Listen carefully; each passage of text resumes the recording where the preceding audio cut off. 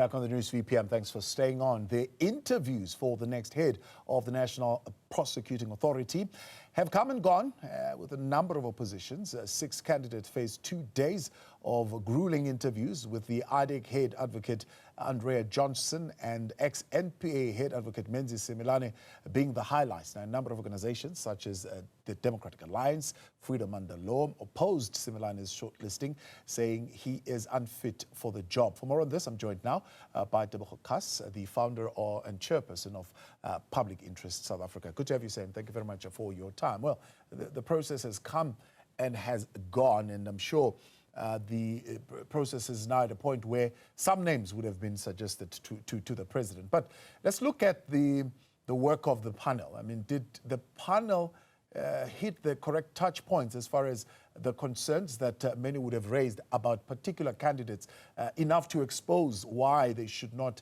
be a part of that list? Yeah, thanks for that starting question. I think we should commend the work and the diligence displayed by the panel in their responsibility insofar as adjudicating or interviewing the shortlisted candidates. I think that they were able to do it in the 2 days that they had set themselves for, and being able to come up with a recommendation which they sent through to the president on Friday, that is the day after. For us, it's something very commendable. And yes, like any other panel, we always think they could have constituted better, or they could have asked other questions. But at the end of the day, they had to ask certain questions which they believe would actually give them a sense of who would be the best candidate to recommend to the principal. And in this instance, I think they went well. Of course, we would like to know who were the out of the 32 who didn't make it, and why didn't they make it, and so that in future we can also be better equipped to make any commentary or input into the process. But be that as it may, we are happy with the process, and obviously bizarrely, as most people would ask, why were certain candidates even considered for the shortlisting? But hey, different stroke for different folks, but we believe that the panel itself has done a wonderful job. Did you identify any individuals worthy of consideration for the appointment as NDPP, and why would they say they are? I think for us, the focus was more on what is important. And what is important is the character trait of the individuals that ought to be appointed to that or recommended for that position. For example, integrity is non-negotiable at all. In fact, as I said, I would like to quote, I might paraphrase the words of former Chief Justice Raymond Zondo, speaking at the occasion of the Helen Suzman Foundation annual lecture, when he said, given an opportunity or given a choice for a lawyer who is highly experienced but with questionable ethics, and a lawyer who's not so much experienced, but with unimpeachable ethics or integrity, he would choose the latter. And I think that should have been the guiding mantra for the panel members, in the sense that this job requires somebody of unimpeachable integrity.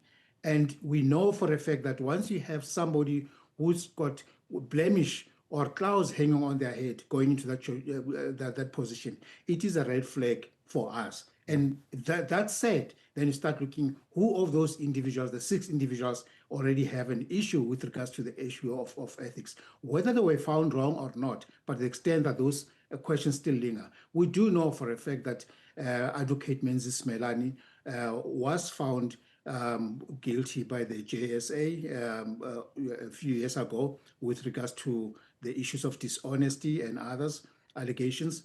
And for us, for starters, that's somebody that is a no-no. He came across as somebody who's knowledgeable about the environment. He came across as somebody who has got some ideas which could help move the needle insofar as the organization is concerned. But at the end of the day, ethics is important. We learn every day about how some prosecutors get to be paid bribes to have cases dropped or withdrawn or however skullduggery, and we don't need at the helm, whether there's a perception or reality, the leader shouldn't be above reproach. The second, obviously, would be Advocate Johnson, who also has got issues that he has to clarify. In fact, she's admitted not only during the interviews, she had admitted prior during the parliamentary ad hoc committee looking at the allegations of corruption in the criminal justice system.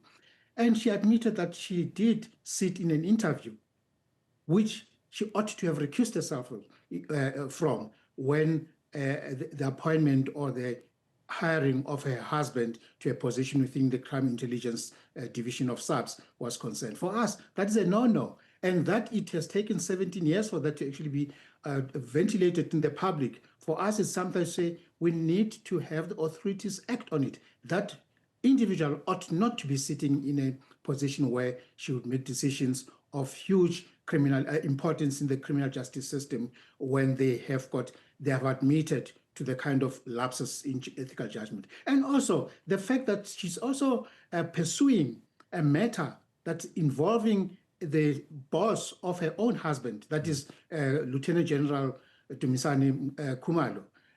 And she never recused herself in that matter. She could have appointed somebody senior within IDAC to say, look into this matter because I'm conflicted. Perception is important. And we're not impugning her character insofar as that is concerned, but how the public will view it, especially now that there are allegations that there are camps within NPA or IDAC, there are camps within SAPS. We want to ensure that we've got individuals who, when they act, we don't start questioning their actions as to whether it's motivated by malice or the pursuit of justice.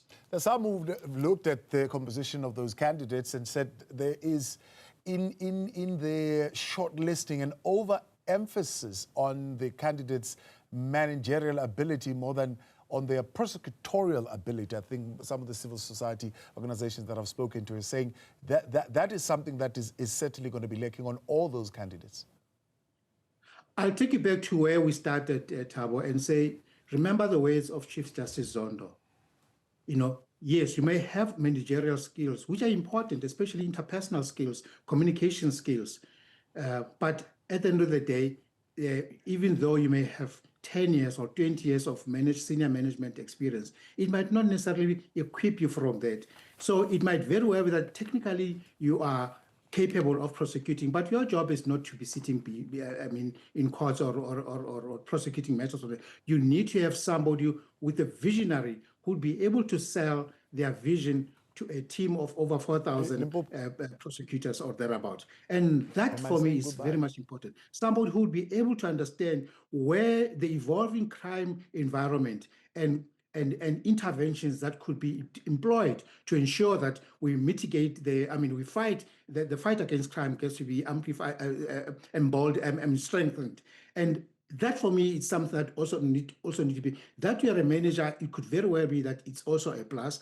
Yes, communication is important if you want to sell your vision, and to make sure that there's cohesion, because we understand that the morale within the institution itself is at its lowest. You need somebody who can be able to lift these individuals up and make sure that there's career pathing, strengthening of their skills, and making sure that you support meanwhile, not losing sight of what is important. Your job entails making sure that you prepare, you investigate cases, you make sure that you present cases that are court ready, and make sure that you litigate them, because the state is a litigator of last instance. Yeah. If the state fails in the fight of in the face of corrupt individuals and be forced to withdraw cases, it doesn't do us any favor.